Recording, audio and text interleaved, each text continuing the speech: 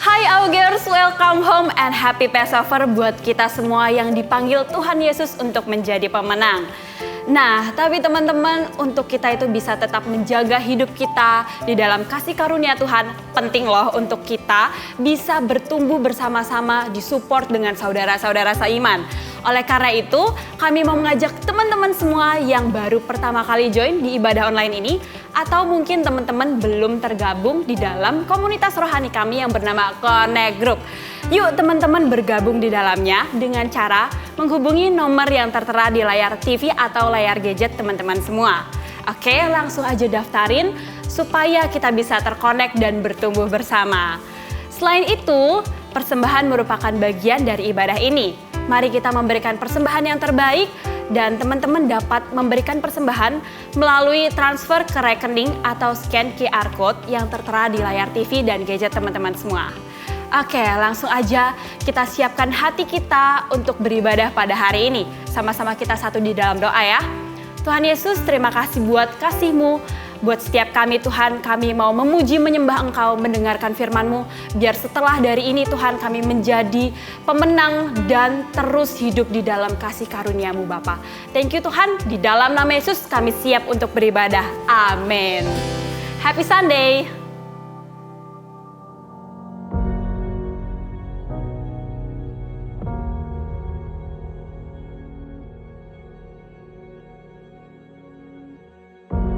Orang yang suka memuji akan kuat roh doanya.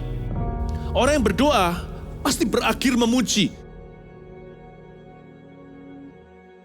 Karena Allah bertata di atas pujian. Siapa memuji, Allah mengatasi hidupnya.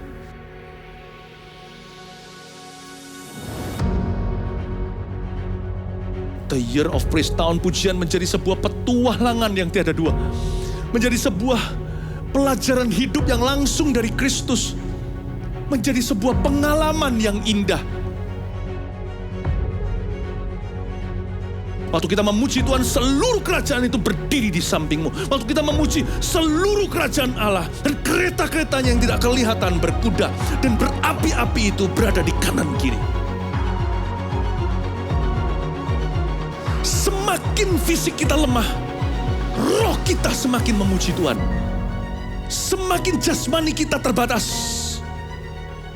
semakin rohani kita tidak boleh dibatasi.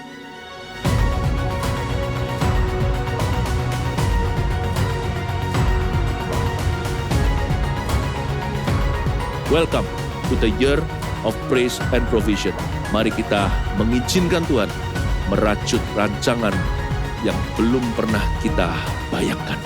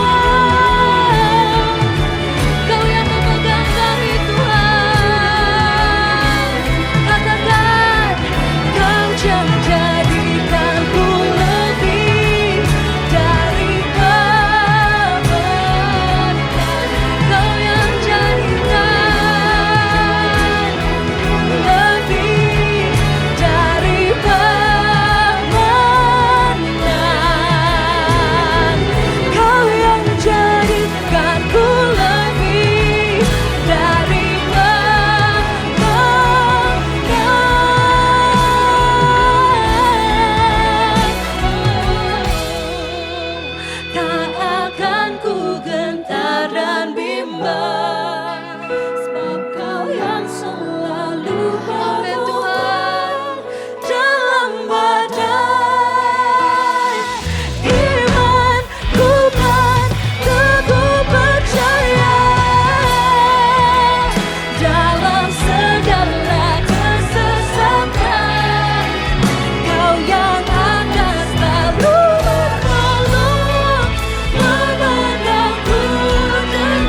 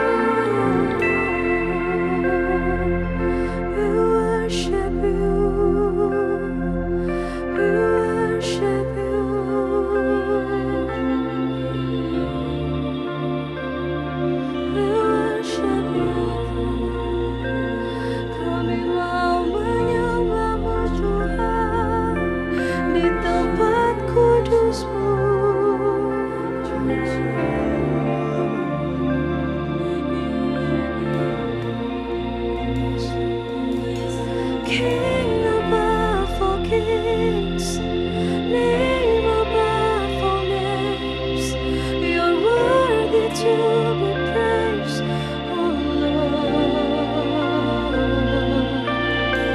King above all kings, name above all names, you're worthy to be praised, oh Lord. King above all kings, name above all names, you're worthy to be praised, oh Lord. This is our heart's cry. King above all kings, name above all names, you're worthy to be praised, oh Lord. King above all kings, name above all names, you're worthy to be praised. You are worthy, King above all kings, name above all names, you're worthy to be praised, oh Lord.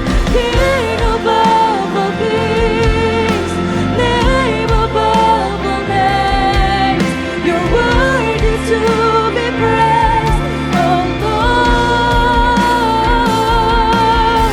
King above all kings, the name above all names, you're worthy to be praised, oh Lord. King above all kings, name above all names, you're worthy to be praised, oh Lord.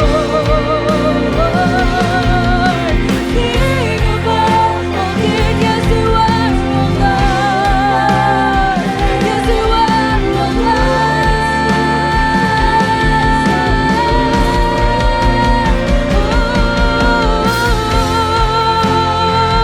We worship you. We worship you, Jesus. Kami menganggap kehadiran-Mu,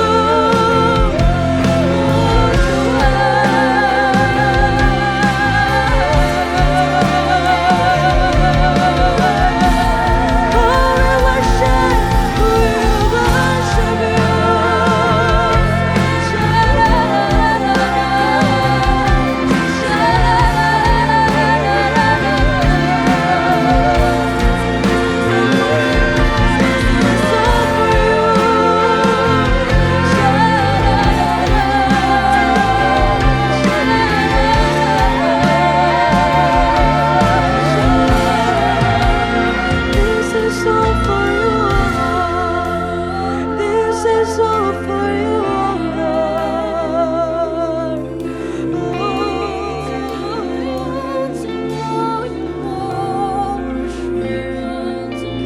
The King above all kings, the name above all names, you're worthy to be praised, oh Lord.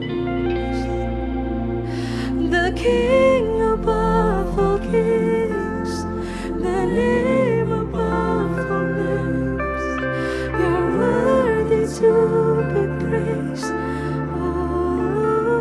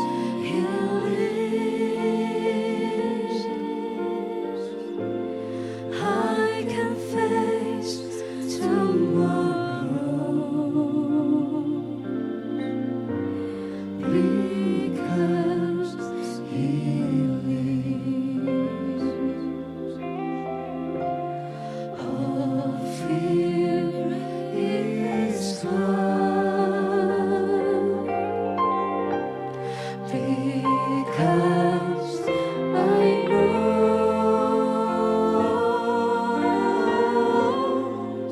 He holds the future, and life is worth the living just because He lives. Because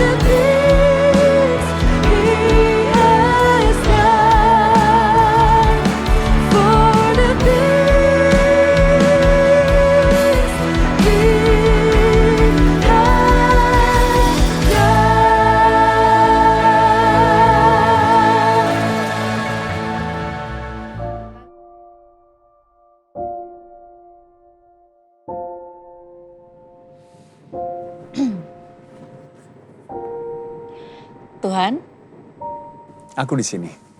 berikan aku damai sejahtera untuk menerima hal-hal yang tidak dapat aku ubah, kekuatan untuk mengubah hal-hal yang dapat aku ubah, dan hikmat untuk membedakan keduanya. Kamu suka sekali ya menaikkan doa ini. Oh iya Tuhan, memang aku suka sekali doa ini. Tapi apakah kamu benar-benar mengerti arti doanya? Iya, tentu saja Tuhan. Ya. tentu Oh ya? saja. Iya. Oke, kalau begitu aku mau kamu berdoa sekali lagi. Tapi kali ini secara pelan-pelan dan benar-benar memahami maknanya. Oke. Baiklah. Pelan-pelan. Oke. Tuhan, berikan aku damai sejahtera untuk menerima hal-hal yang tidak dapat aku ubah, kekuatan untuk dapat Tunggu. ubah. Apakah kamu mengerti arti damai sejahtera? Iya Tuhan, tentu saja. Aku tahu kok kalau damai sejahtera itu adalah situasi di mana ada damai dan sejahtera. Seperti air yang tenang, yang tidak ada riak, tidak ada masalah. Begitu kan Tuhan? Jika damai adalah hidup yang tanpa masalah, apakah ada hidup yang tanpa masalah? Karena rasa damai bukan terletak pada situasinya, tapi pada rasa aman di hatimu. Oke, baiklah. Tuhan, berikan aku damai sejahtera untuk dapat menerima hal-hal yang tidak dapat aku ubah, kekuatan untuk dapat mengubah hal-hal yang dapat aku ubah. Tunggu. Ah, Kamu sudah membatalkan doamu sendiri. bagaimana aku membatalkan doaku? Karena kamu tidak mendoakannya dengan sungguh-sungguh.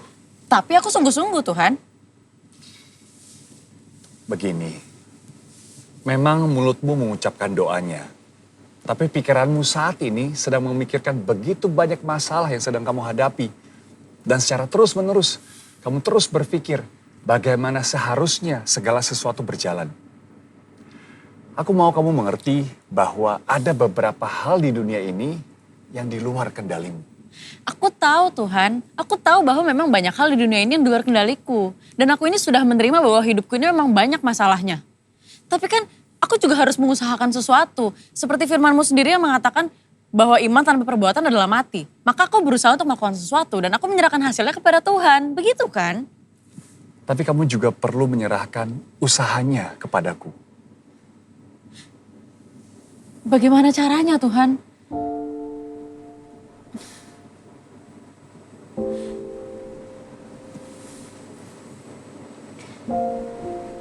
Aku tahu Tuhan, tapi aku sudah di ujung tanduk. Gak ada lagi orang yang bisa kuandalkan selain diriku sendiri. Kerjaanku berantakan. Gajiku cuma setengah, padahal aku kerja setengah mati, setiap hari aku lembur. Belum aku harus pulang urus mamaku yang lagi sakit. Dan keluarga aku gak ada yang bantu, bahkan semua biayanya juga dari aku. Aku gak punya sisa uang untuk diriku sendiri lagi. Jangankan uang, waktu pun aku gak punya. Aku tuh harus gimana Tuhan? Aku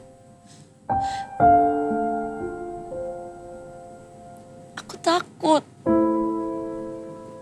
Bagaimana kalau aku tuh gagal?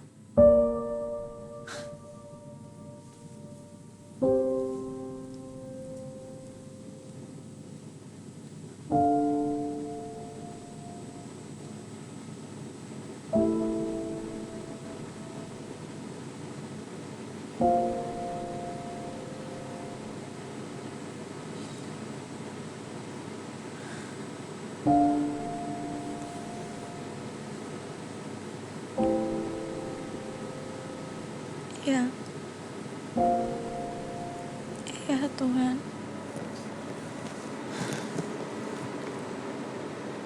Tuhan, berikan aku damai sejahtera untuk menerima hal-hal yang tidak dapat aku ubah. Kekuatan untuk mengubah hal-hal yang bisa aku ubah. Ya, ada beberapa hal yang hanya akan terjadi jika kamu mengubahnya. Hah? Maksudnya?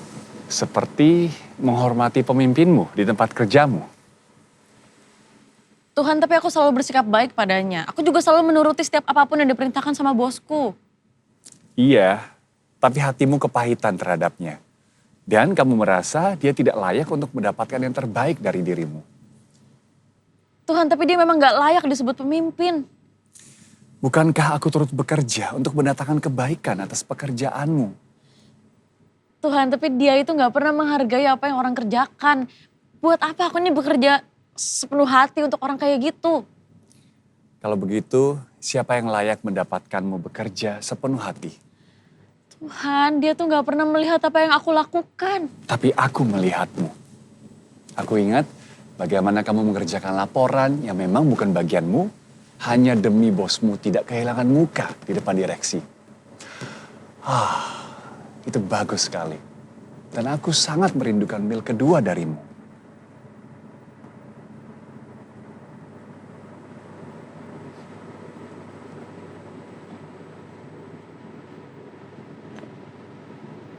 Tapi kenapa? Kenapa aku harus selalu memberi lebih untuk orang lain? Bahkan untuk mereka yang gak menghargai aku.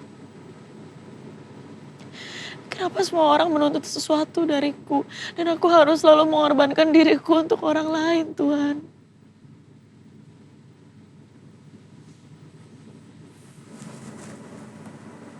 Adakah damai sejahtera di hatimu ketika kamu melakukannya?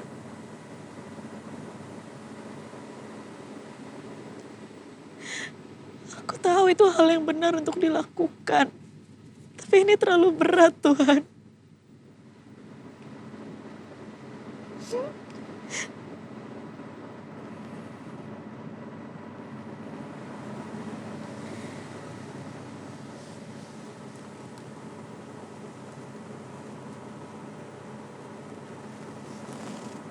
Berserah. Aku gak sanggup. Tapi aku sanggup. Ingat, aku sudah memberikan Yesus anakku kepadamu. Apalagi yang tidak akan kuberikan kepadamu. Saat ini engkau menggenggam erat-erat masa lalumu, lukamu, harapanmu, cita-citamu, dan keinginanmu. Dan kamu tidak akan pernah bisa menaklukkan hal-hal tersebut dengan tangan yang terkepal. Memang dunia mengajarkanmu untuk bisa menang, engkau harus mengepalkan tangan. Tapi hidup yang kuberikan untuk kamu jalani, bukan untuk dijalani dengan tangan yang terkepal, melainkan dengan tangan yang terbuka. Berserah.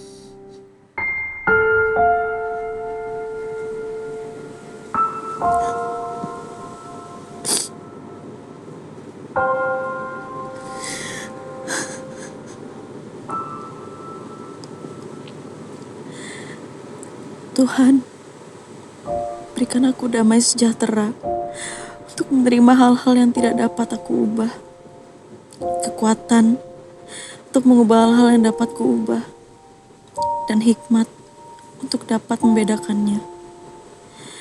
Ajari aku untuk hidup dari sehari ke sehari. Menikmati setiap momen dalam hidup. Termasuk masa-masa yang sulit. Mengizinkan Tuhan menebus pergumulanku, sehingga aku berkemenangan atas masalah-masalahku. Bahkan, sukacita dan kekuatan Tuhan akan menghiburku ketika aku menanti-nantikan Tuhan menjawab aku. Aku percaya Tuhan menjadikan segala sesuatu indah pada waktunya ketika aku berserah pada kehendak-Mu yang sempurna. Terima kasih Tuhan atas segalanya. Amin.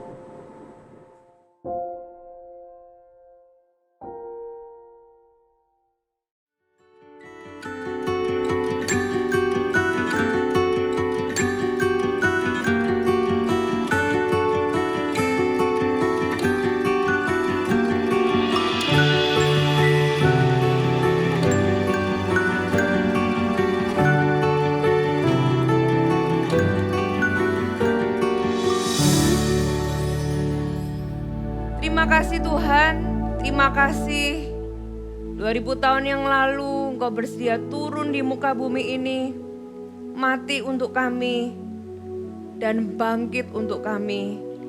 Terima kasih Tuhan, tanpa semuanya itu sia-sialah hari ini kami hidup. Tapi Kau memberikan pengharapan yang baru dengan kebangkitan-Mu ya Tuhan. Dan hari ini kami mau mendapatkan semua yang Kau sudah bayar di atas kayu salib.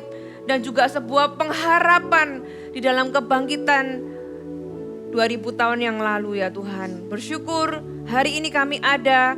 Hari ini kami merayakan apa yang Kau sudah menangkan ya Tuhan. Sehingga hari ini kami hidup dan kami bisa menikmati semua hal yang baik. Kami bangga punya Allah seperti Engkau. Kami bangga Tuhan disebut anak-anak Tuhan.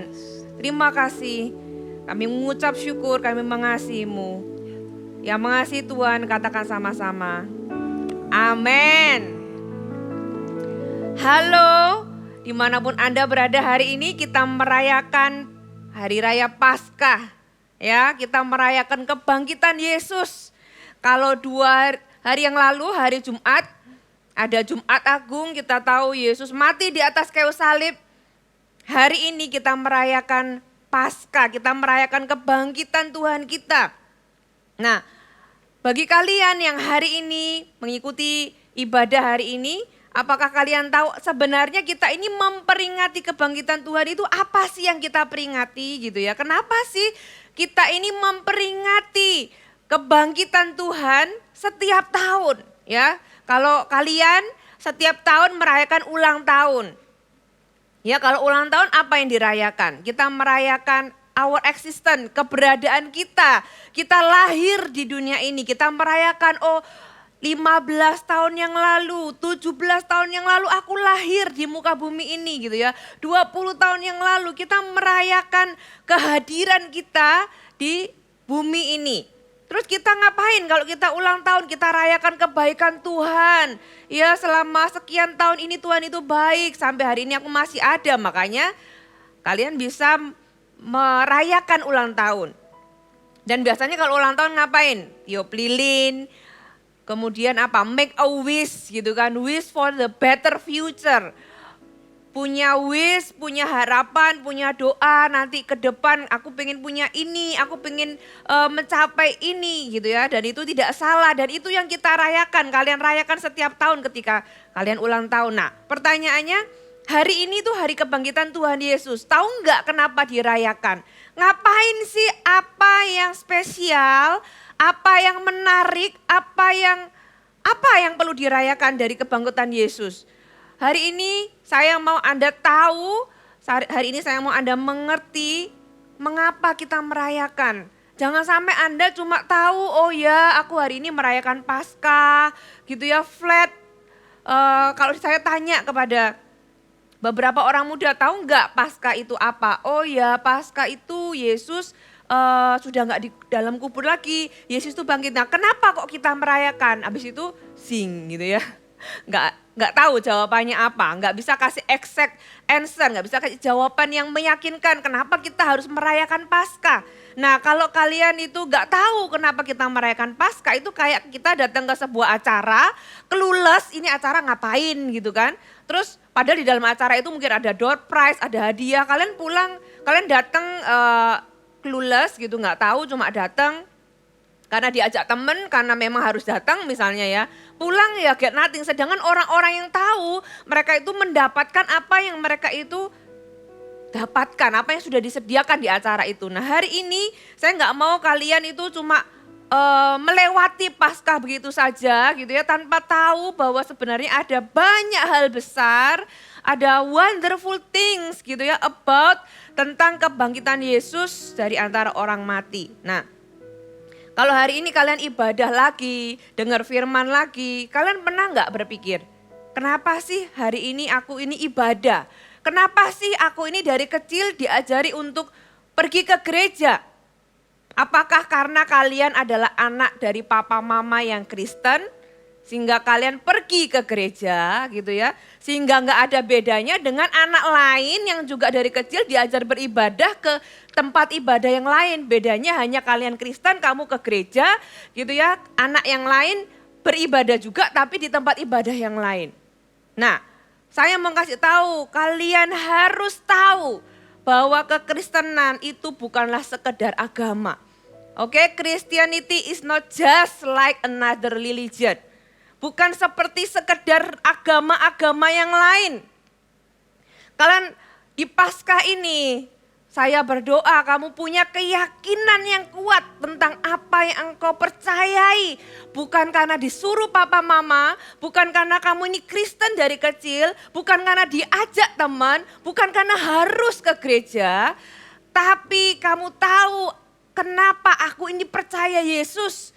Di dalam Yesus itu ada apa? Kenapa Yesus itu bangkit? Kenapa Yesus itu rela mati dan bangkit untuk aku? Gitu ya. Nah, kekristenan itu sekali lagi not just like another religion. Tapi kekristenan itu adalah seorang pribadi. Kekristenan itu bicara tentang seorang pribadi yang sayang sama kamu, yang hari ini itu masih eksis. Dan pribadi itu real, bukan dongeng, bukan kata orang, bukan kata pendeta, bukan kata papa mama, tapi pribadi itu nyata. Dan saya berdoa kalian dimanapun kamu berada, kamu mengalami dan kenal pribadi yang satu ini, yaitu kita tahu namanya Yesus Kristus. Saya berdoa itu enggak cuma kamu tahu, tapi kamu kenal, kamu mengalami secara pribadi. Nah, Tuhan kita itu pernah lahir di dunia sebagai manusia gitu ya. Kita tahu ceritanya, Yesus lahir lewat Maria, papanya namanya Yusuf, kemudian dia bertumbuh besar, kemudian dia melayani dan sampai akhirnya mati di atas kayu salib. Nah, Yesus naik ke surga, setelah itu dia bangkit dan naik ke surga. Naik ke surga pada waktu 33 tahun setelah Masehi. Yesus yang kita sembah itu bukan sekedar Tuhan, tapi dia adalah seseorang yang juga menjadi seseorang yang pembuat sejarah. Ya, di dalam penanggalan saja itu ada sebelum Masehi dan setelah Masehi. Bayangkan, kehidupanmu hari ini tanggal lahirmu, bulan lahirmu, tahun lahirmu itu juga ditentukan dari kedatangan Tuhan. Jadi setelah Masehi, kalian lahir tahun berapa? Tahun 2005, 2003, 2002 mungkin? Atau 2000 gitu ya. Itu dihitung dari sejak Tuhan itu ada. Bahkan sejarah pun terpisah antara sebelum Masehi, sebelum Mesias datang dan setelah Mesias datang. Kalian harus tahu bahwa kalian hidup di dalam masa kasih karunia. Nah, dan kekristenan waktu Tuhan hadir sebagai manusia di muka bumi ini, dia punya murid-murid. Kita tahu kan ceritanya, kalian tahu ada 12 murid. Kemudian ada 500 orang waktu melihat Yesus naik ke surga. Ada 120 orang yang menerima pencurahan Roh Kudus di kitab Kisah Para Rasul 10 hari setelah Yesus naik ke surga. Tapi setelah itu kita tahu kekristenan itu berkembang begitu pesat, begitu luar biasa sampai hari ini ada sekitar 2,3 miliar orang di atas muka bumi ini yang mengaku sebagai pengikut Kristus. Pernah nggak kalian berpikir dari 12 orang waktu itu gitu ya, 12 dibanding sekian juta atau sekian miliar orang waktu itu, nggak signifikan sama sekali. Tapi hari ini dari sekian banyak orang, 1 dari 3 orang di dunia ini adalah pengikut Kristus. Jadi kekristenan itu sebenarnya kalau dianggap sebuah organisasi, walaupun kita bukan organisasi gitu ya, kalau dianggap organisasi, kekristenan adalah organisasi yang paling besar di dunia ini. Itu bisa dari negara A, negara B, negara C, lebih besar dari semuanya gitu kan, dari negara-negara besar. Bagaimana mungkin kekristenan itu bisa menyebar begitu cepat dan begitu luas? Kita tahu bahwa Tuhan itu memakai anak-anaknya. Dimulai ketika dia memuridkan mereka, gitu ya, dia lahir ke muka bumi ini, dia menyelesaikan tugasnya yaitu mati di atas kayu salib. Kemudian dia bangkit. Ya, kebangkitan itu beda dengan kebangunan. Ada orang itu yang pingsan terus bangun. Ada yang koma berapa hari terus bangun. Itu lain. Kalau bangkit itu dia sudah benar mati, sudah dikubur, kemudian dia bangkit. Dan Yesus itu bukan bangun dari koma, tapi dia bangkit karena dia sudah dikubur 3 hari. Kemudian dia bangkit. Nah, apa yang Tuhan itu lakukan ketika dia mati dan bangkit untuk kita? Kita buka sama-sama di Roma 6 ayat yang ke-23. Kematian dan kebangkitan Yesus inilah yang membuat kamu dan saya diselamatkan. Ya, Roma 6 ayat 23, sebab upah dosa ialah maut. Kalian dan saya adalah orang-orang yang sudah berdosa. Dan kita ini punya upah sebenarnya yaitu maut. Tetapi tapi karunia Allah ialah hidup yang kekal di dalam Kristus Yesus Tuhan kita. Roma 10 ayat 9 sampai ayat yang ke-10. Sebab jika kamu mengaku dengan mulutmu bahwa Yesus adalah Tuhan dan percaya dalam hatimu bahwa Allah telah membangkitkan dia dari antara orang mati, maka kamu diselamatkan. Ya. Karena dengan hati orang percaya dan dibenarkan, dan dengan mulut orang mengaku dan diselamatkan. Jadi Yesus datang ke muka bumi ini, dia mati dan bangkit untuk menyelamatkan kamu dan saya. Itu tujuan besar Tuhan, untuk menyelamatkan dunia ini, dan di dalam dunia ini sampai pada ujungnya itu isinya manusia yang diselamatkan. Ya, Roma 8 ayat 24a. Sebab kita ini diselamatkan dalam pengharapan. Kita ini diselamatkan dengan sebuah pengharapan yang besar. Ada banyak pengharapan yang Tuhan berikan untuk Anda, untuk kalian gitu ya. Ketika kita ini percaya bahwa Yesus itu sudah pernah lahir, dia mati dan bangkit untuk kita. Pengharapan apa yang kita miliki di dalam kebangkitan Yesus? Yang tidak ada, yang tidak ditawarkan, yang tidak dimiliki oleh another religion atau agama yang lain. Yang pertama, kamu harus tahu bahwa you are completely forgiven. Katakan, saya sudah diampuni. Ya, tidak ada Allah lain yang menawarkan pengampunan. Kamu bisa tanya semua temanmu gitu ya, yang bukan Kristen, apakah mereka itu diampuni dosanya? Siapa yang mengampuni dosa mereka? Tidak ada. Cuma Yesus yang bisa mengampuni dosamu dan dosaku. Cuma Yesus yang memberikan pengampunan. Cuma Yesus yang bisa membatalkan upah dosa, yaitu maut. Efesus 1 ayat yang ke-7. Sebab di dalam Dia dan oleh darahnya kita beroleh penebusan, yaitu pengampunan dosa menurut kekayaan kasih karunia-Nya. Waktu Yesus ada di bumi, dia sering berulang berkata bahwa aku akan mati, gitu ya, aku akan mati, aku akan disalib dan aku akan bangkit pada hari ketiga. Kalau Tuhan tidak bangkit, maka sia-sialah kematiannya di atas kayu salib. Kalau Tuhan nggak bangkit pada hari ketiga seperti yang dia katakan, maka kalian bisa ragu-ragu, kira-kira dosaku ini diampuni apa enggak ya? Kira-kira aku ini nanti bagaimana ya setelah mati? Aku kemana ya? Kalian bisa ragu-ragu karena apa? Kalau Tuhan gak bangkit. Tapi kalau Tuhan itu bangkit, kamu harus tahu bahwa dosamu sudah diampuni. Kita ini gak ada yang sempurna, ya, termasuk saya nih, saya. Siapa yang bilang bahwa pendeta, hamba Tuhan itu hidupnya sempurna? No, tidak ada satupun orang di muka bumi ini yang berkata bahwa aku gak pernah salah. Aku gak pernah berbuat dosa, aku gak pernah melakukan sesuatu yang buruk. No, kita semua pernah melakukan hal yang salah. Semakin tua kita, semakin banyak kesalahan kita gitu ya. Kita gak ada yang sempurna, kita semua pasti punya yang namanya penyesalan.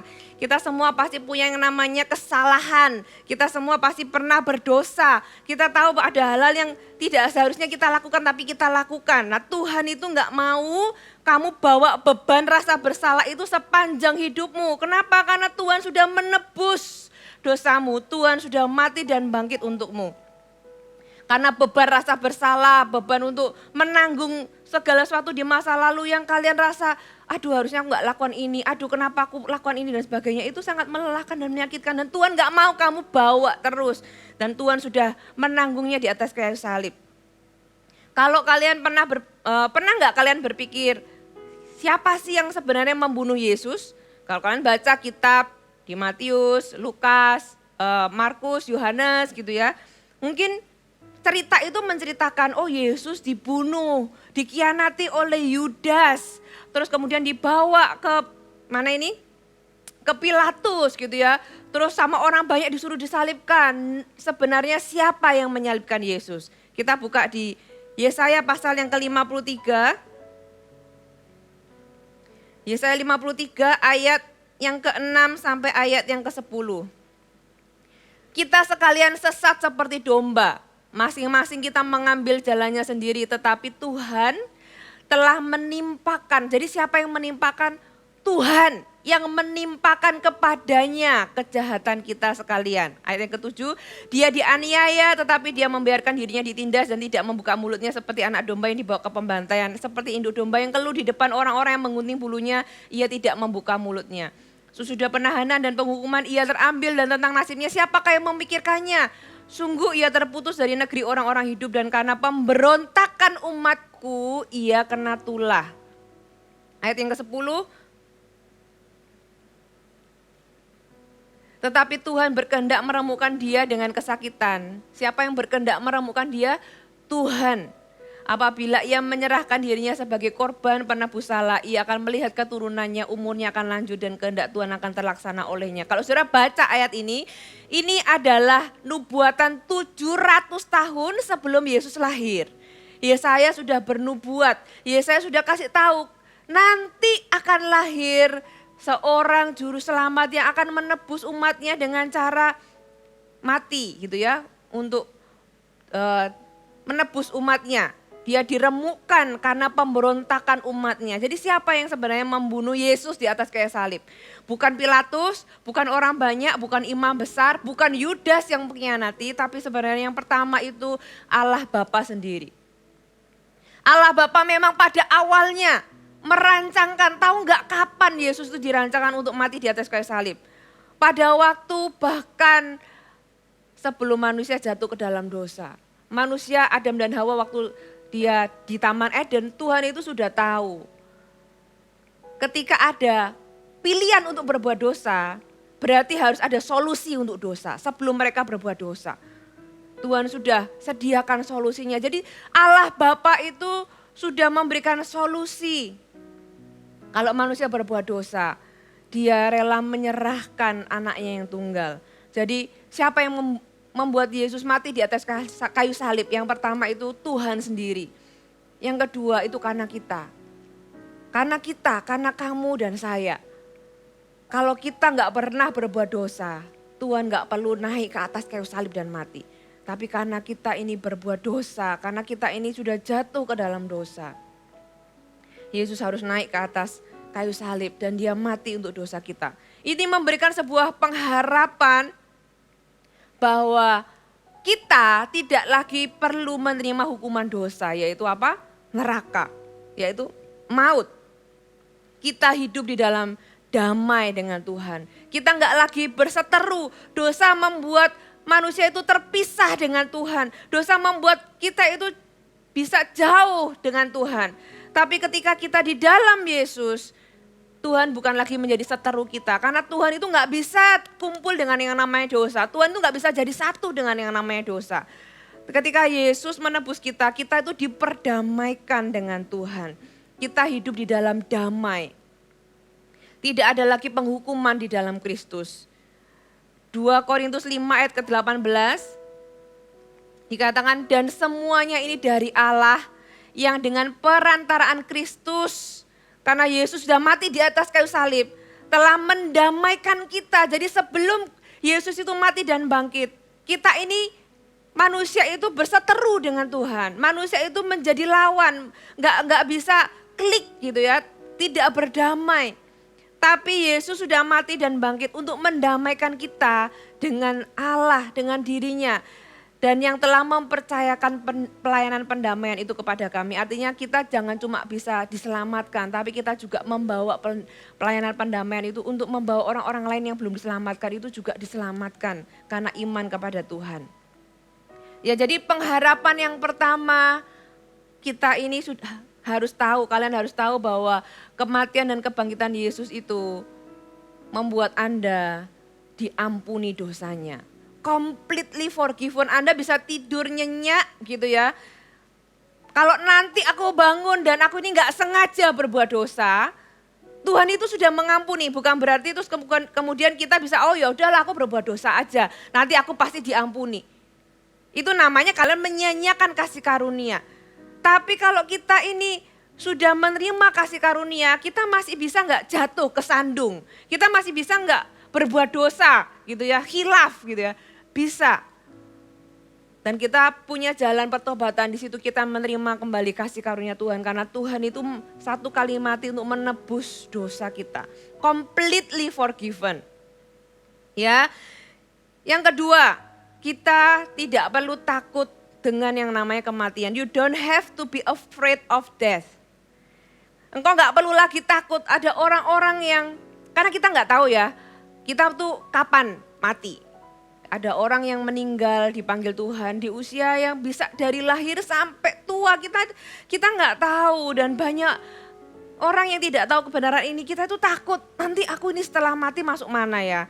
Gimana ya kehidupan setelah kematian? Kalau Yesus tidak bangkit dari kematian, maka kita bisa bertanya-tanya dan menebak-nebak apa yang terjadi setelah kematian. Tapi karena Yesus itu mati dan bangkit setelah kematian, Tuhan itu menyatakan bahwa aku sudah mengalahkan maut, aku sudah mengalahkan kematian, dan ada kehidupan yang luar biasa setelah kematian. Dan itu adalah kabar baik yang memberikan kita pengharapan. Kita ini tidak takut mati. Karena apa? Setelah kematian ada kehidupan yang luar biasa. Yohanes 11 ayat yang ke-25. Jawab Yesus, akulah kebangkitan dan hidup. Barang siapa percaya kepadaku hari ini dimanapun kamu berada. Kalau kamu percaya kepada Yesus, dikatakan ia akan hidup walaupun ia sudah mati. Kamu akan hidup walaupun kamu sudah mati. Ada kehidupan setelah kematian. Kalau Tuhan tidak bangkit, maka kita ini enggak punya pengharapan sama sekali. Tapi karena Yesus itu bangkit, kita punya pengharapan bahwa ada kehidupan yang luar biasa setelah kematian. Waktu Yesus disalib, murid-muridnya itu pada ketakutan. Mereka itu takut bersembunyi gitu ya, takut dijadikan target berikutnya. Pada waktu hari Sabat, setelah Sabat itu kan kalau di Israel mereka nggak boleh ngapa-ngapain, harus diam di rumah, bahkan nggak boleh nyalain lampu, nggak boleh bekerja. Tapi begitu selesai Sabat, Maria Magdalena langsung pergi ke kuburan dan ternyata dia mendapati kuburnya sudah kosong. Ya kan, sudah kosong. Ada orang yang bilang katanya, oh tubuh Yesus dicuri.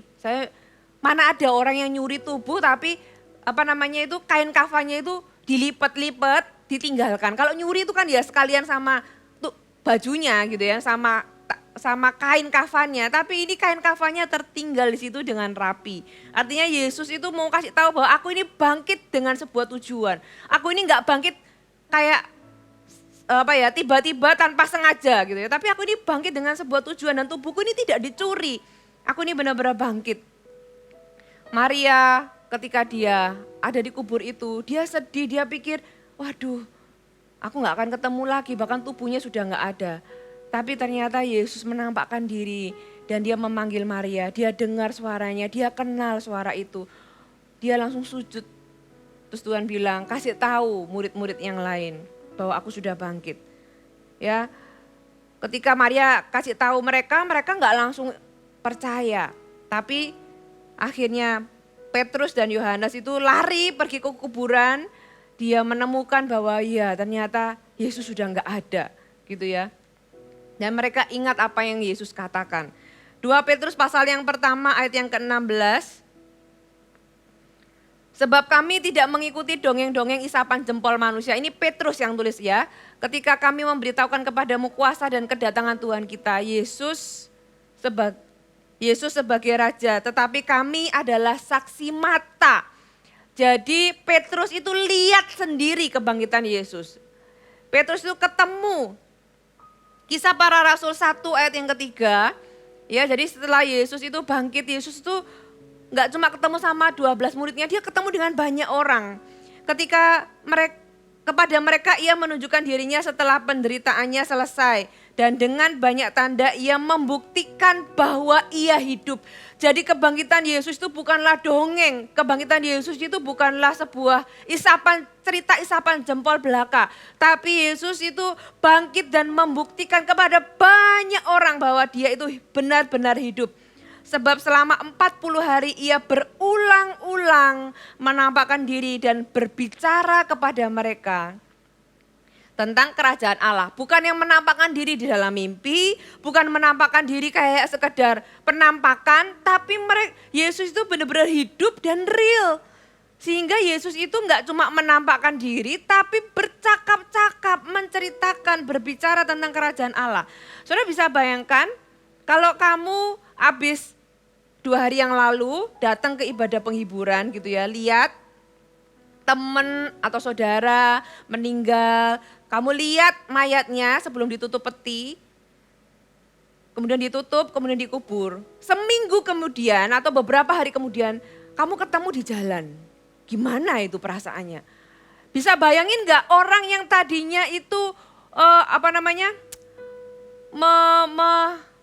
mencambuk Yesus, orang yang tadinya menusuk lambung Yesus, orang Romawi yang tadinya tahu Yesus dikuburkan, tiba-tiba ya beberapa minggu kemudian atau beberapa hari kemudian dia ketemu Yesus. Loh, ini kan yang kemarin mati. Makanya Yesus berulang-ulang menampakkan diri. 1 Korintus 15 ayat yang ketiga sampai ayat yang ke-8. Ini Paulus yang bilang ya, sebab yang sangat penting telah kusampaikan kepadamu yaitu apa yang telah kuterima sendiri ialah bahwa Kristus telah mati karena dosa-dosa kita sesuai dengan kitab suci, bahwa ia telah dikuburkan dan bahwa ia telah dibangkitkan pada hari yang ketiga sesuai dengan kitab suci, bahwa ia telah menampakkan diri kepada Kefas itu adalah nama lain dari Petrus, dan kemudian kepada ke-12 muridnya. Sesudah itu ia menampakkan diri kepada lebih dari 500 saudara sekaligus. Karena waktu Yesus naik ke surga itu yang lihat ada 500 orang. Kebanyakan dari mereka masih hidup sampai sekarang waktu kitab ini ditulis oleh Paulus. Tetapi beberapa di antaranya telah meninggal. Selanjutnya ia menampakkan diri kepada Yakobus, kemudian kepada semua rasul, dan yang paling akhir dari semuanya ia menampakkan diri juga kepadaku. Jadi Paulus ini juga mengafirmasi bahwa dia itu juga melihat Yesus itu benar-benar bangkit. Itu bukan sekedar cerita, bukan sekedar dongeng, bukan kata orang. Ya kalau hari ini saya bilang sama kalian, aku tadi ketemu loh sama Pak Presiden di mall gitu ya. Mungkin kalian bisa ragu-ragu, mungkin kalian bisa berpikir halusinasi gitu ya. Tapi kalau 1000 orang bilang, ratusan orang bilang hal yang sama, aku ketemu loh tadi aku lihat Pak Presiden ada di mall. Sudah nggak mungkin nggak percaya kan? Karena apa? Karena itu sudah diafirmasi, ada banyak saksi mata. Makanya Yesus itu menunjukkan bahwa aku ini benar-benar bangkit. Supaya tujuannya apa? Supaya mereka tahu bahwa kitab suci itu digenapi. Ada pengharapan. Yesus benar-benar sudah menebus dosamu. Yesus benar-benar sudah bangkit dan memang benar orang yang sudah meninggal itu bisa hidup kembali. Ada kehidupan setelah kematian. Saudara nggak perlu takut lagi. Do not be afraid of death. Dan gak cuma itu, kita punya rumah di dalam kekekalan ya. Surga itu tidak bisa dijelaskan dengan kata-kata. Ada orang yang menjelaskan surga itu dengan dia putih, pakai putih-putih. Surga itu lebih dari itu. Manusia dengan semua penjelasan, dengan semua gambar itu tidak bisa menjelaskan betapa indahnya surga. Kalau kalian pernah pergi jalan-jalan mungkin sama papa mama atau Anda pergi sendirian gitu ya. Lihat pemandangan paling indah di muka bumi ini. Itu bumi yang sudah rusak. Surga itu jauh lebih indah kalau kamu pernah lihat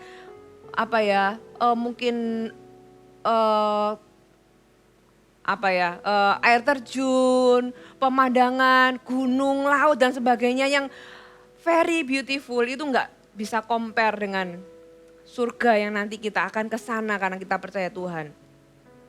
Yohanes 14 ayat 2 sampai 3. Di rumah Bapakku banyak tempat tinggal. Ya, amazing. Jika tidak demikian tentu aku mengatakannya kepadamu. Sebab aku pergi ke situ, Tuhan itu sudah bangkit, Tuhan itu naik ke surga. Buat apa sih? Untuk menyediakan tempat bagimu, tempat bagiku.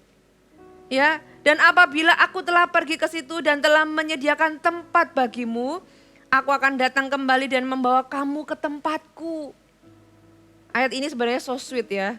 Kalau saudara bisa baca ayat ini dengan pelan-pelan, dengan sungguh-sungguh. Ayat ini tuh penuh dengan kasih. Dan yang luar biasa kalimat selanjutnya, supaya di tempat di mana aku berada, kamu pun berada. Ayat ini tuh kayak ayat orang yang lagi jatuh cinta. Aku pengen kamu itu ada bersama-sama dengan aku. Aku gak kepingin pisah dari kamu. Aku nyiapin ini supaya kamu itu nanti tinggal sama aku sama-sama. Saudara, ini adalah sebuah pengharapan yang luar biasa. Yesus bangkit, dia naik ke surga, dia menyediakan tempat tinggal. Ada sebuah kehidupan yang sangat luar biasa. Kita gak lagi perlu takut untuk mati, tapi kita tahu kita ada bersama-sama dengan Tuhan. Ya, apalagi pengharapan apa lagi dari kebangkitan Tuhan? Yang ketiga, you have a forever friend. Yohanes 14 ayat 16 sampai ayat 18. Aku akan minta kepada Bapa dan ia akan memberikan kepadamu seorang penolong yang lain. Kalau Yesus sudah bangkit dan naik ke surga, dia akan minta supaya kita ini punya penolong, supaya ia menyertai kamu selama-lamanya. Makanya saya bilang is a forever friend, he is a forever friend. Yaitu roh kebenaran. Dunia tidak dapat menerima dia sebab dunia tidak melihat dia dan tidak mengenal dia. Tetapi kamu mengenal dia sebab ia menyertai kamu. Dan gak cuma menyertai dan akan diam di dalam kamu. Aku tidak akan meninggalkan kamu sebagai yatim piatu. So sweet ya Tuhan kita ini ya. Tuhan kita itu begitu thoughtful, begitu memikirkan kita. Waktu kalau kalian baca di kitab Kejadian, Tuhan itu kan menciptakan langit dan bumi. Tuhan bilang, oh lihat Tuhan ciptakan langit, gitu ya. Oh baik. Tuhan ciptakan tumbuh-tumbuhan, oh baik. Tuhan ciptakan hewan, oh baik. Tuhan ciptakan galaksi, gitu ya. Oh baik. Semuanya baik, sampai Tuhan itu menciptakan manusia, Tuhan bilang sungguh amat baik. Tapi dari sungguh amat baik, tiba-tiba Tuhan tuh bilang tidak baik kalau manusia itu seorang diri. Dari dulu Tuhan itu tahu bahwa manusia tidak pernah dimaksudkan untuk hidup sendirian. Apa yang Tuhan katakan tidak baik adalah kesendirian. Makanya Tuhan itu tahu kita butuh seorang teman, kita butuh seorang sahabat yang akan selama-lamanya. Dia akan menyertai kamu. Pertanyaannya kamu mau gak disertai? Dia sih mau, kamunya mau gak gitu kan. Tapi itu adalah berkat dari kebangkitan Tuhan. Kita punya a forever friend saudara. Tuhan tidak pernah bermaksud membiarkan kita menjalani hidup ini sendirian. Sendirian itu dipandang Tuhan tidak baik, makanya Tuhan selalu kasih solusi. Dan Tuhan tidak pernah bermaksud kita menjalani hidup sendirian. Tuhan mau sebuah hubungan yang personal, hubungan yang dekat. Tuhan menaruh kasih kuasa lewat Roh Kudus yang diberikan kepada kita untuk menyertai dan diam di dalam kita. You have a forever friend. Apakah Anda menyadarinya? Apakah kalian tahu bahwa Roh Kudus itu diam di dalam dirimu? Dan itu adalah karena Yesus itu sudah bangkit dari kematian. Itulah yang kita rayakan hari ini. Kalau Yesus gak bangkit, kamu akan sendirian. Tapi karena Yesus bangkit, kamu punya seorang teman yang membantu, menyertai, dan diam di dalam kamu selama-lamanya. Apalagi, you have the power to do the impossible. Bagaimana kita bisa tahu? Kisah Para Rasul pasal yang pertama ayat yang ke-8. Tetapi kamu akan menerima kuasa Kalau Roh Kudus turun ke atas kamu dan kamu akan menjadi saksiku di Yerusalem dan di seluruh Yudea dan Samaria dan sampai ke ujung bumi. Kamu akan menerima kuasa. Roh Kudus itu bukan cuma forever friend, tapi dia juga adalah seorang pribadi yang memberikan kita kekuatan ekstra, supranatural strength gitu ya. Kekuatan supranatural untuk memampukan kita melakukan hal-hal yang secara kekuatan manusia itu nggak bisa lakukan. Kalau kita ini nggak connect dengan Roh Kudus, maka ada banyak hal yang kita tidak bisa capai. Tapi kalau kita ini connect, terhubung dengan Roh Kudus, maka kita ada banyak hal yang kalian pikir kalian nggak bisa capai, kalian akan capai. Dan itu dimungkinkan, itu terjadi karena Yesus sudah bangkit untuk kita. Itu adalah sebuah keuntungan supranatural yang seharusnya orang yang di dalam Yesuslah yang punya.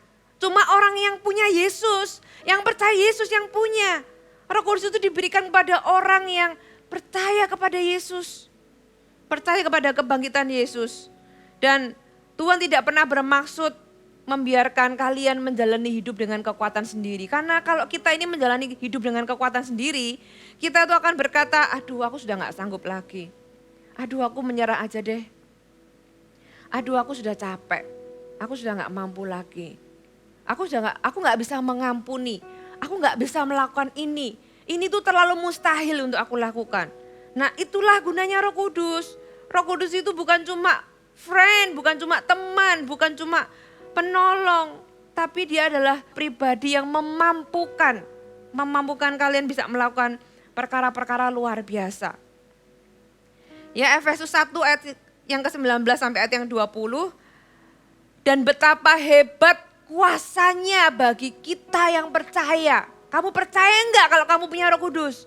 Kalau kamu percaya kamu punya Roh Kudus, kamu harus tahu bahwa Roh Kudus itu bersama-sama di dalamnya adalah kuasa yang begitu hebat. Hebatnya kayak apa? Sesuai dengan kekuatan kuasanya yang dikerjakan di dalam Kristus, atau dengan kata lain itu sama seperti kuasa yang ada di dalam Kristus, dengan membangkitkan dia dari antara orang mati dan mendudukan dia di sebelah kanannya di surga. Jadi kuasa Roh Kudus itu yang atau yang membuat Yesus itu dari mati bangkit.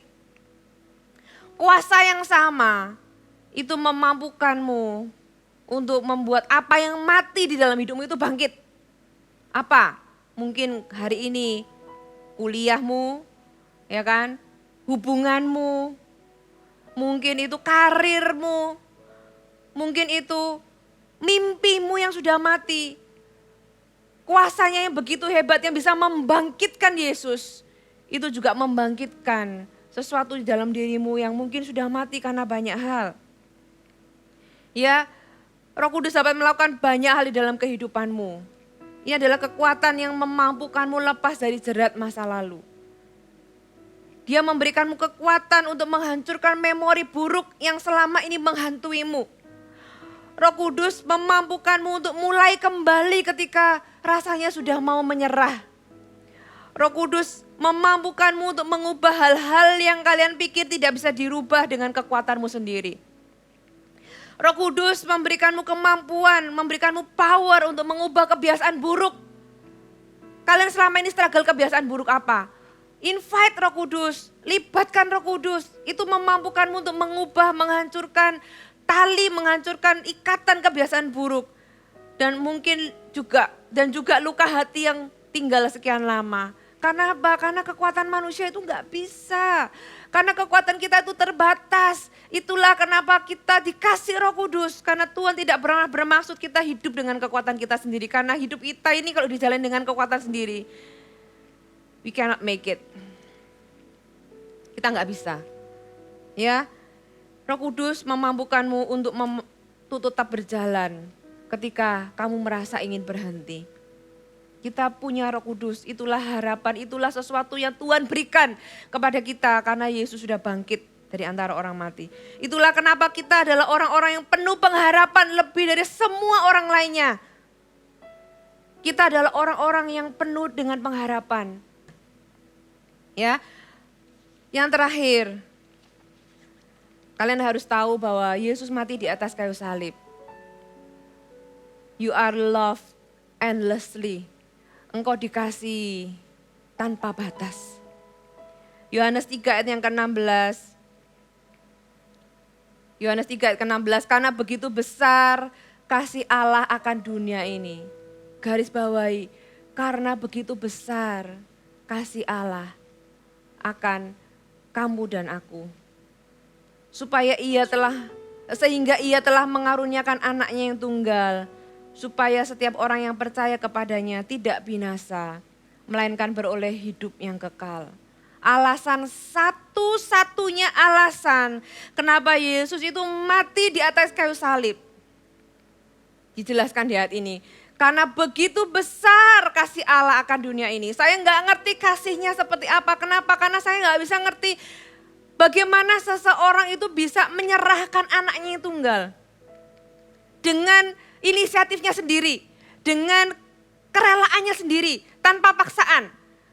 Saya punya anak 3, saya nggak akan serahkan satu pun dari mereka. Untuk siapa saya rela menyerahkan salah satu dari mereka itu 3. Ini anak yang tunggal dia menyerahkan, saya nggak bisa menyelami kasih itu. Kasihnya begitu besar dan itu adalah this is the only reason kenapa Yesus itu lahir ke muka bumi. Dia mati dan bangkit karena Tuhan itu mengasihimu. Di Yeremia dikatakan aku mengasihimu dengan kasih yang kekal. Endlessly, you are loved. Engkau dikasihi tanpa batas. Kalau hari ini engkau ragu, apakah Tuhan mengasihiku? Kalau engkau merasa kurang dikasihi, kasih manusia terbatas. Tapi kamu harus tahu bahwa ada satu pribadi yang sudah mengasihimu, sangat mengasihimu dan akan selalu mengasihimu. Ayat yang terakhir, kita buka sama-sama di Roma pasal yang ke-8. Ayat yang ke-31 sampai ke-39. Kita baca sama-sama yuk. Kalau kalian gak keberatan dimanapun kalian berada. This is so beautiful. Ayat ini tuh ayat yang sangat indah. Yang kalian bisa pegang for the rest of your life. Judulnya aja keyakinan iman. Ayat 31, Sebab itu menjelaskan ini loh. Sebab Yesus sudah mati dan bangkit untuk kamu. Sebab itu menjelaskan bahwa sebab Yesus itu sudah melakukan segalanya untuk kamu. Apakah yang akan kita katakan tentang semuanya itu? Jika Allah di pihak kita. Kalau Tuhan itu sudah terbukti berpihak kepada kita. Siapa yang akan melawan kita? Ia yang tidak menyayangkan anaknya sendiri. Mana ada bapak yang tidak menyayangkan anaknya sendiri. Tapi dia menyerahkan bagi kita. Dia menyerahkan bagi kamu dan aku. Bagi Anda dan saya. Bagaimana mungkin kalau yang terbaik itu sudah diberikan. Bagaimana mungkin hal yang lain-lain, tanda kutip yang receh-receh itu enggak diberikan. Yang terbaik anaknya sendiri dikaruniakan, diserahkan kepada kita. Bagaimana mungkin ia tidak mengaruniakan segala sesuatu kepada kita bersama-sama dengan dia? Apa yang kalian harapkan selama kalian hidup di muka bumi ini? Segala yang terbaik sesuai dengan kehendak Tuhan, you can have it. Kenapa? Karena Tuhan bilang orang anaknya sendiri aja dikasih kok. Apa yang dia gak kasih bersama-sama dengan dia? Siapakah yang akan menggugat orang-orang pilihan Allah? Allah yang membenarkan mereka. Kalian gak digugat lagi, siapa yang berani gugat? Iblis mendakwa kita, Tuhan di pihak kita. Tuhan membenarkan kita. Siapakah yang akan menghukum mereka? Siapa yang berani hukum kita? Orang hukumannya sudah ditanggung Yesus. Siapa yang berani membawa kita ke neraka? Neraka itu sudah ditanggung Yesus di atas kayu salib. Dan Yesus sudah bangkit dari kematian. Artinya Yesus sudah mengalahkan maut. Yesus Kristus yang telah mati. Gitu ya, siapa yang menghukum kita? Mau kasih ke neraka? Ya enggak mungkin, Yesus Kristus telah mati. Bahkan lebih lagi ia telah bangkit. Enggak cuma mati, dia bangkit. Dia sudah menyatakan kemenangannya yang juga duduk di sebelah kanan Allah yang malah menjadi apa? Pembela kita. Kalau engkau sering didakwa, kamu ini gak benar, kamu ini pendosa. Ingat kepada Yesus. Ingat kepada kematian dan kebangkitan Yesus. Itulah pengharapan kita. Itu sesuatu yang kalian bisa bangga sebagai orang Kristen. Kalian bisa bangga bahwa ada satu pribadi yang diberikan kepadaku itu untuk menebus seluruh dosaku. Dan dia ada di pihakmu, di pihak kita. Siapakah yang akan memisahkan kita dari kasih Kristus? Seolah-olah ya ayat ini tuh kayak kasih nantang gitu ya. Siapa? Apa yang bisa memisahkan kita dari kasih Kristus? Penindasan, oke. Di dalam kehidupan ini tidak berarti tidak ada masalah. Penindasan, kesesakan, penganiayaan, apa? Bullying gitu ya. Kekurangan, apalagi mungkin ditipu orang atau dipukuli orang, mengalami difitnah orang, atau kelaparan, atau ketelanjangan, atau bahaya, atau pedang. Seperti ada tertulis, oleh karena engkau, kami ada dalam bahaya maut sepanjang hari. Kita ini hidup di dunia ini bukan berarti kita tanpa masalah. Yes, your life will still go on, hidupmu akan terus berlangsung dan tidak ada, dan saya menggaransi di dalam selama kehidupan ini ada banyak hal yang enggak semuanya baik, ada hal yang diizinkan terjadi. Kami telah dianggap sebagai domba-domba sembelihan.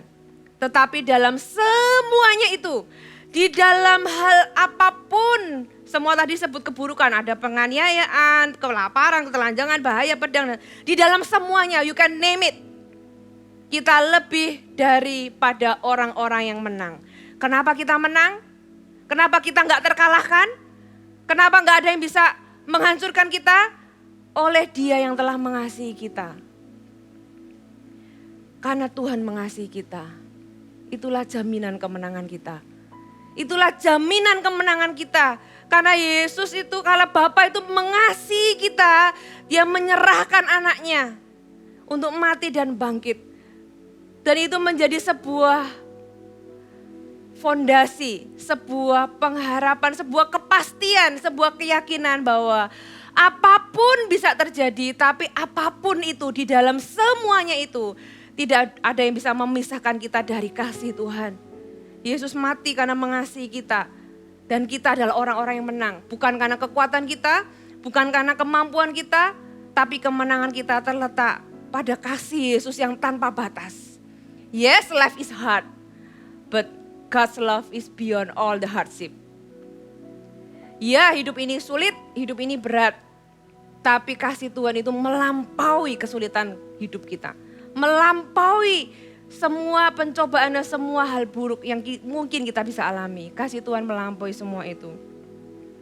Dua ayat yang terakhir, sebab aku yakin baik maut maupun hidup, baik malaikat-malaikat maupun pemerintah-pemerintah, baik yang ada sekarang maupun yang akan datang, atau kuasa-kuasa baik ada di atas maupun ada di bawah, ataupun sesuatu makhluk yang lain tidak akan dapat memisahkan kita dari kasih Allah. You can name it now and the future. Apapun yang bisa dinamai, apapun yang bisa terjadi, tidak ada yang dapat memisahkan kita dari kasih Allah yang ada dalam Yesus Kristus, Yesus Tuhan kita. Kalau hari ini engkau mengaku bahwa Yesus itu adalah Tuhan, Tuhanmu, kau bisa pegang ayat ini. Kau bisa dengan penuh keyakinan, I believe in Jesus. Aku percaya Yesus. Yesus sudah lahir, Yesus sudah mati, Yesus sudah bangkit untuk aku. Dan itu membuktikan kasih-Nya untuk aku. Dan hari ini aku bisa berdiri di depan nanti, whatever happen, apapun yang terjadi, aku punya sebuah keyakinan, I am loved endlessly. Aku ini dikasihi tanpa batas dan itulah kemenangan kita. Amin. Tundukkan kepala kita. Kita nyanyikan lagu Because He live, I can face tomorrow. Because He lives, I can face tomorrow. Because He lives, all fear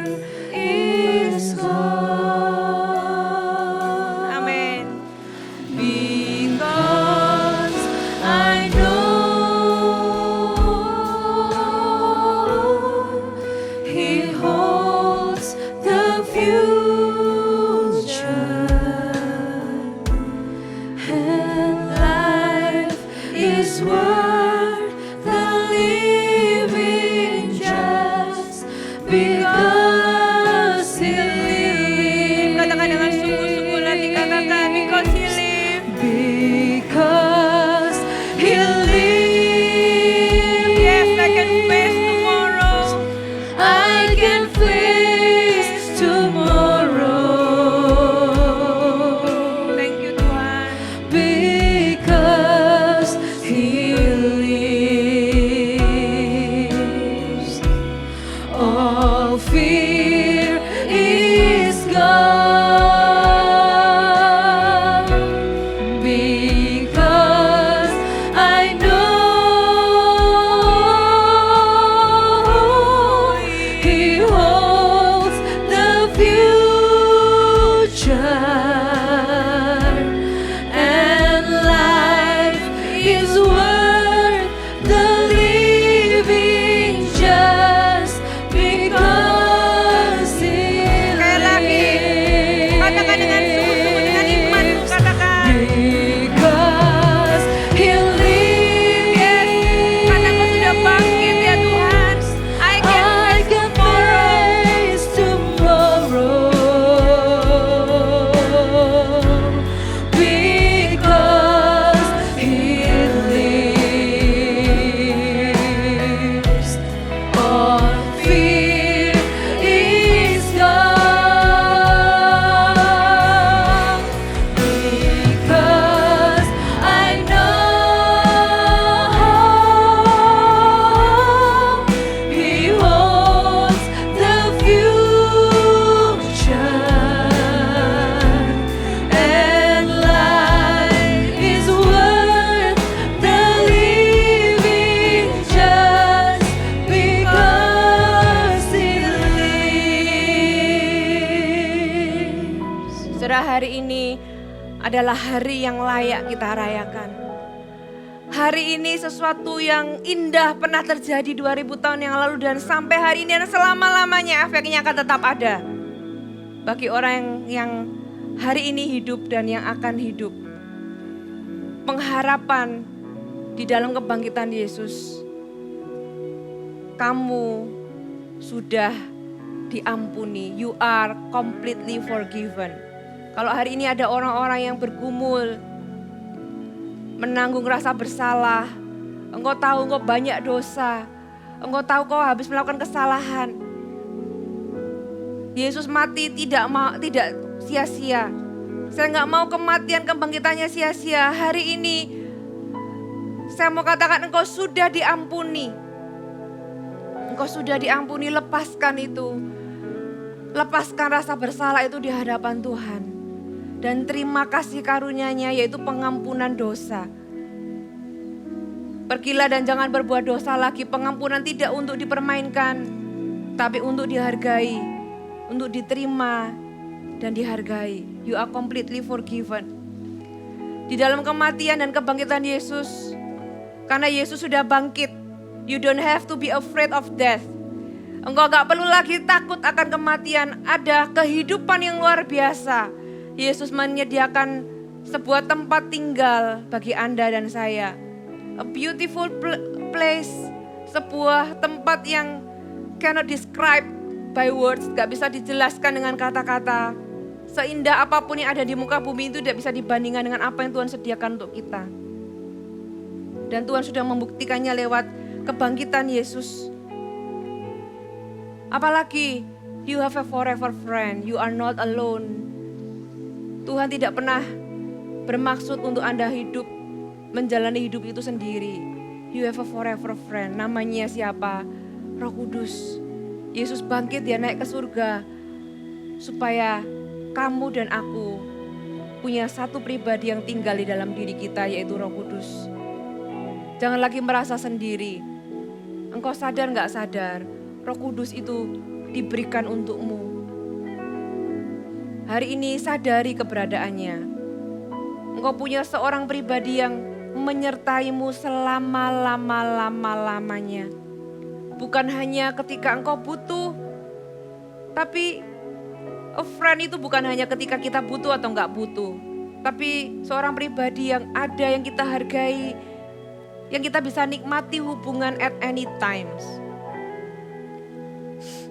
Saudara, selain itu bukan cuma teman.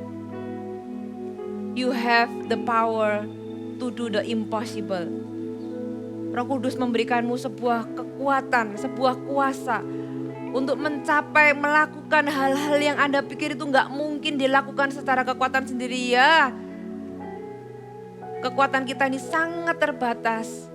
Makanya Tuhan itu tahu, harusnya orang-orang Kristen yang hidup menghidupi kematian dan kebangkitan Yesus adalah orang-orang yang paling kuat di muka bumi ini.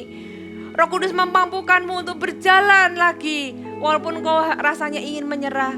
Roh Kudus memampukanmu untuk melakukan perkara-perkara yang secara kekuatan manusia nggak bisa.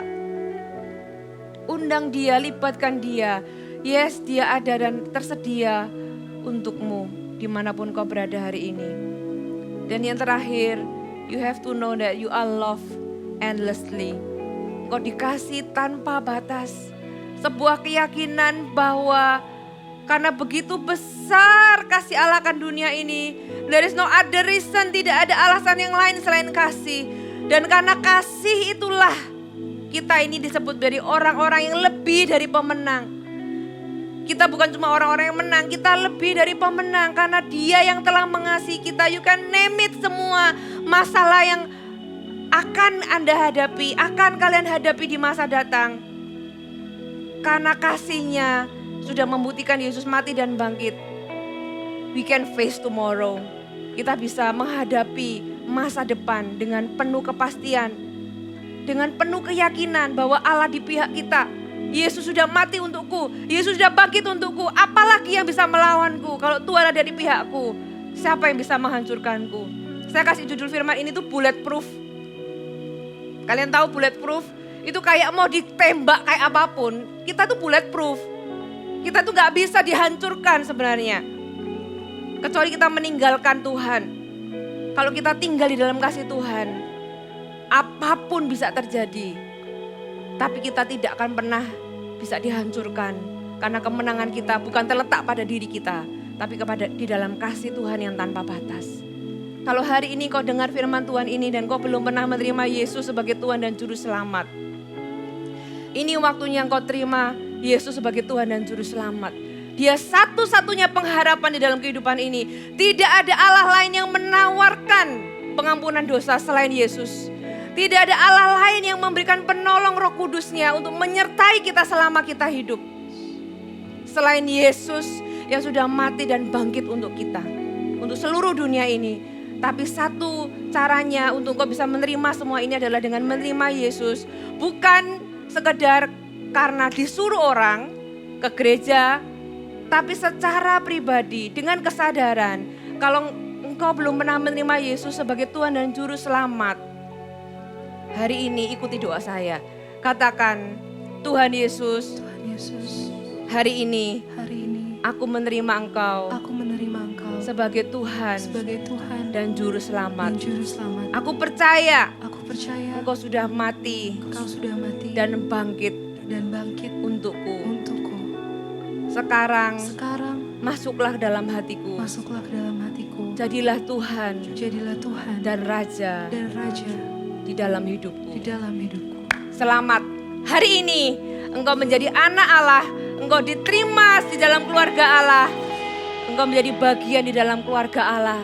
Dan engkau menerima semua hal yang Yesus sudah bayar di atas kayu salib dan di dalam kebangkitannya.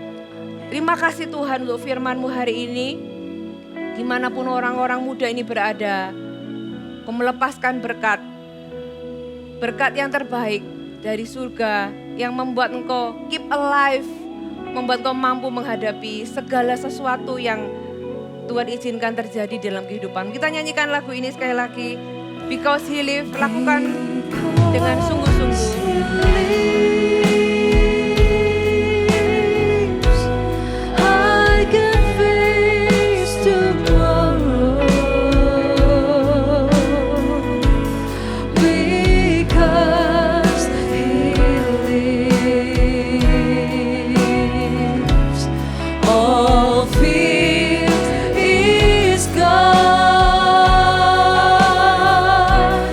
Because I know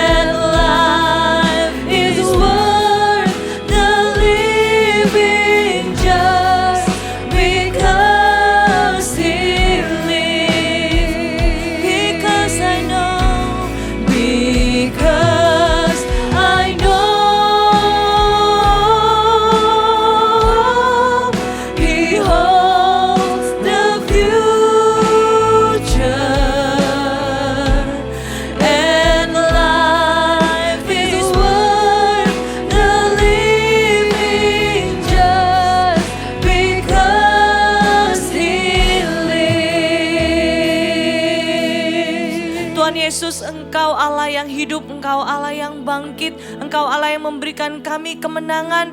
Kami percaya bahwa hanya di dalam Engkau Tuhan kami memperoleh keselamatan. Dengan kami menyebut nama Yesus, dengan kami menerima Engkau sebagai Tuhan dan Juru Selamat kami menjadi anak-anak Allah dan kami bisa bersama-sama dengan Engkau selamanya. Dan kami orang-orang yang dikasihi oleh Tuhan. Terima kasih ya Tuhan untuk firman Tuhan hari ini. Terima kasih ya Tuhan untuk pengorbanan-Mu. Terima kasih Tuhan untuk kasih Tuhan yang tidak pernah habis. Kuasa Tuhan yang tidak terbatas. Kau sanggup melakukan apa saja Tuhan untuk memberikan yang terbaik untuk kami semua. Terima kasih Tuhan, kami bersyukur dan kami percaya bahwa hari ini kami menjadi pribadi yang lebih baik. Kami menjadi pribadi yang benar-benar menang atas setiap kelemahan kami, atas setiap dosa. Karena Engkau telah menang, Engkau telah membayar lunas. Hidup kami ini adalah milik-Mu Tuhan. Terima kasih Tuhan. Mari sama-sama hari ini kita mau terima berkat, angkat tangan-Mu dimanapun Kau berada. Dan terimalah berkat yang terbaik dari Allah Bapa.